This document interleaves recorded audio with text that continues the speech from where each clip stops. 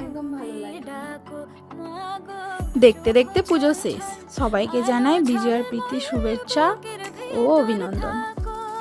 যদিও বিজয় একদিন আগেই চলে গেছে।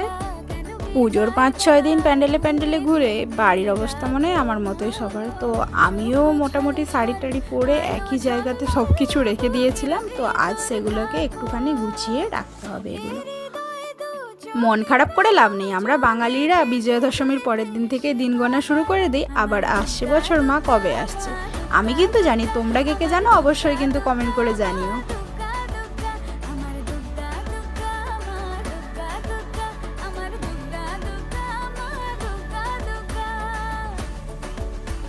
আমি এখন যাই, আমার কিন্তু গোছানো প্রায় কমপ্লিট। তোমরা যেও না, তোমরা কিন্তু সাবস্ক্রাইব করেই যেও। তো চলো এগুলো এখন রেখে আসি। বাই, দেখা হবে আবার কোনো একটা নতুন ভিডিওতে।